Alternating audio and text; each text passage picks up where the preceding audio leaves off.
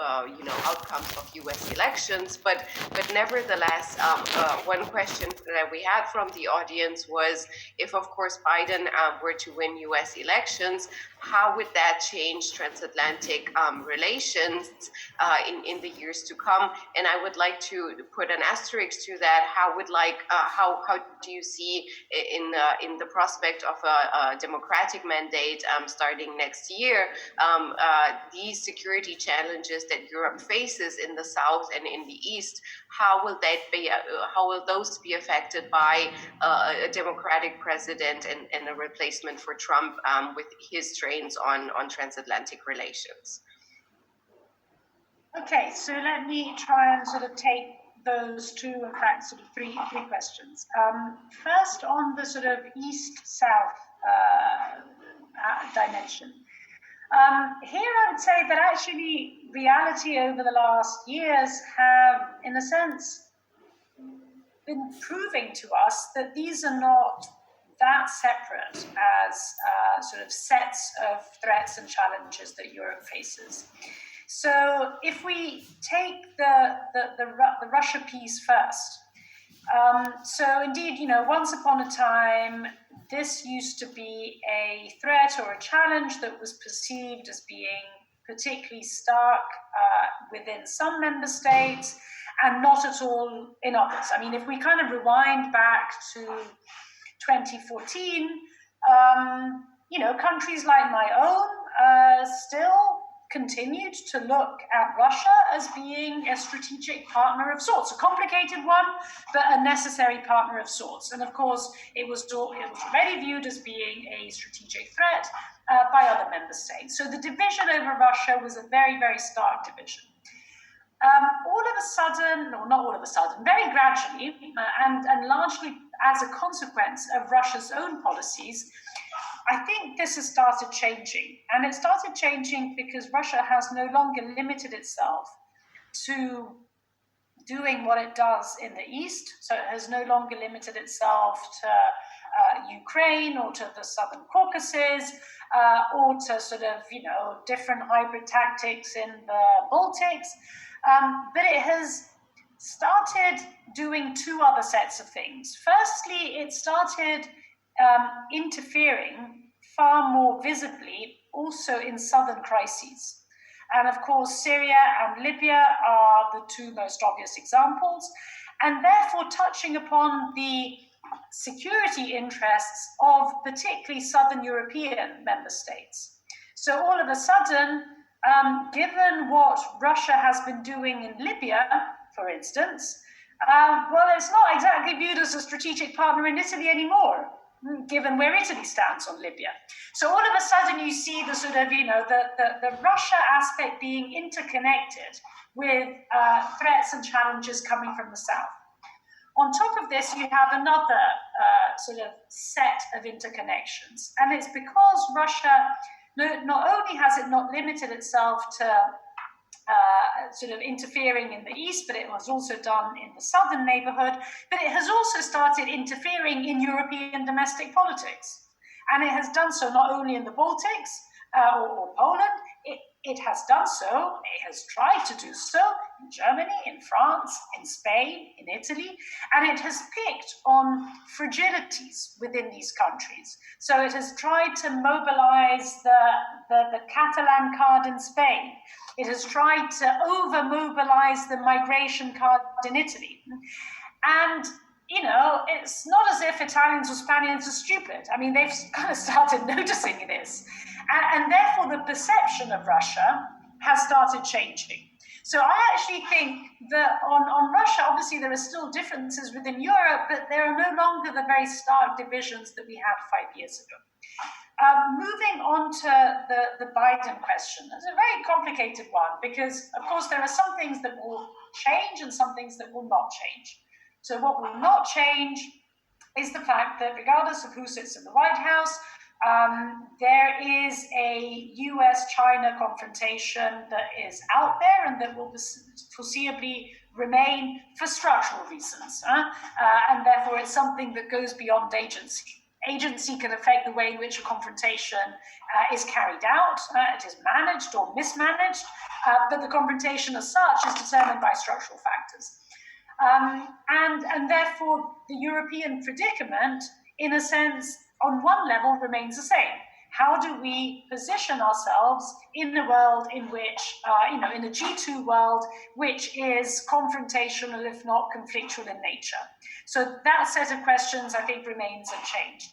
Now, because the way in which this sort of confrontation will take place will change dramatically depending on who sits in the White House. I mean, as a working hypothesis, let's assume that the Chinese approach will remain unchanged as the one that we see today. And so the changes is in the way in which the United States will approach this confrontation. And here, I think that the big difference will be in the way in which the United States, broadly speaking, approaches and quote unquote uses the multilateral and therefore multilateral arenas in the context of that sort of great power confrontation, and more specifically how it uses the multilateral intended as its partners and alliances. And this is where the European bit comes in. And so in a sense, in this sense, the European predicament changes quite starkly with a second Trump administration, with the Biden administration. In a sense, with the second Trump administration, the quote-unquote social contract is clear. The Trump administration does not view and consider and treat Europeans as partners and allies. It tries to coerce Europeans to fall into the US camp through various means, secondary sanctions, threats of pulling out of NATO, what have you. But basically, the name of the game is clear. It is a story of coercion, and therefore the European response is, how can we stand up to that coercion, which then takes us back to the debate on autonomy. In the event of a Biden administration, the social contract is a different one, because a Biden administration would presumably provide real partnership, real alliance. It would recommit. Again, it goes back to this point about recommit, using multilateralism in the context of that confrontation with China. So it would give to Europeans, but it would also ask. And we're not, as Europeans, we're not quite clear exactly what would be asked, So for instance, the debate about US-China decoupling, exactly what kind of decoupling are we talking about? And how exactly, what exactly would a Biden administration expect from Europeans? So in a sense, a sort of social contract with the Biden administration is a more complicated social contract that we still have to work out, of course, because it's not a reality today. And I can't remember, I have a word written down, but I can't remember what that third question was, but perhaps let me just stop here.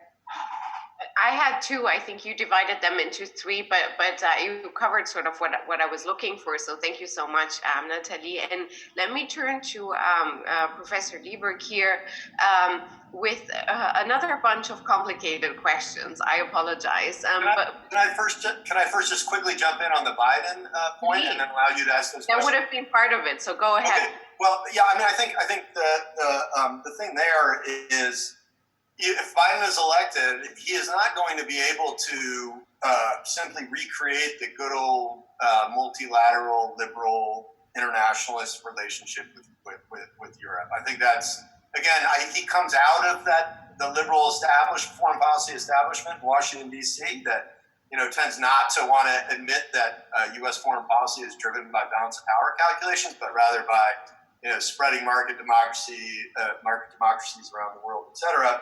And that multilateralism is always preferable to unilateralism, et cetera.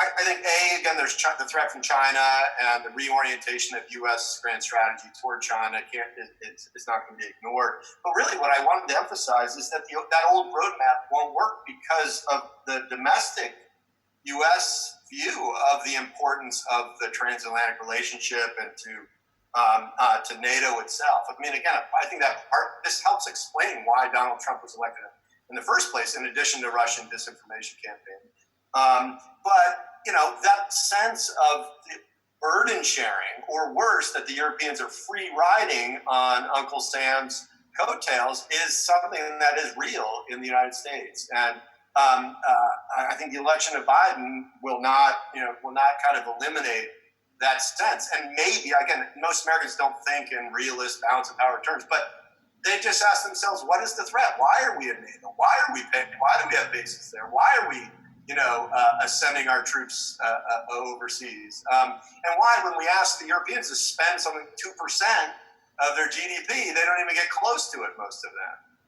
If they don't want to spend it, then why should we spend it? Again, that's the fundamental logic that a Biden presidency will have to confront, and I don't know that they have an answer to it.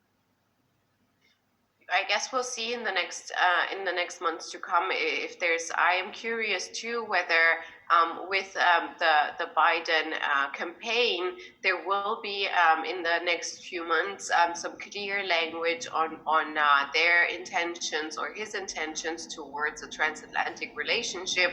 So far, I haven't seen. Maybe it's too early on, but I haven't seen clear language or strategy on that. So it's something I think that we all agree is still a big question mark.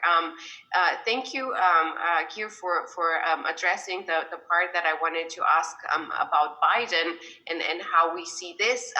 But turning also back to some of the things that you mentioned in terms of nuclear balance, the project or the initial proposal that it remains still a bit unclear in terms of France offering more of a nuclear umbrella for Europeans, the ballistic missile defense being targeted at Russia, but actually, on paper on Iran, and the whole discussions about whether Turkey is a partner in NATO that remains a reliable nuclear partner for the Atlantic.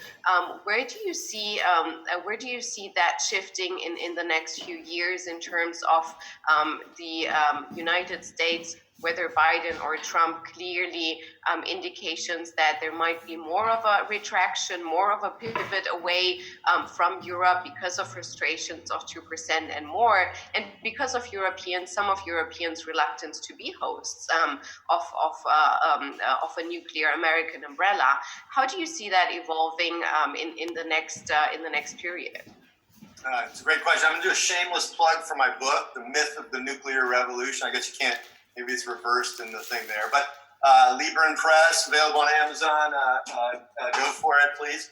Where I talk about some of my thinking, but in particular for Europe, the U.S. nuclear umbrella to NATO is a funny thing because it's kind of the most important thing when you wake up worrying in the middle of the night, like how does this all end badly? It's usually through nuclear weapons and nuclear conflict, and why are we going to protect Bonn would we trade Bonn for Boston? Would we risk the destruction of New York, for a European city that begins with N? Nice, how about that? This has always been kind of something that has been difficult to work out, to figure out why this is a credible commitment. And part of the answer is I don't think we ever have figured it out. When I go to lecture in European countries, particularly in those that host U.S. nuclear weapons that are stored in country, in Belgium and in Italy and Germany and Turkey. Most of the time, those folks don't even know that nuclear weapons are there, right? And that U.S. planes are going to fly in, pick them up, and then go nuke a bunch of Russians.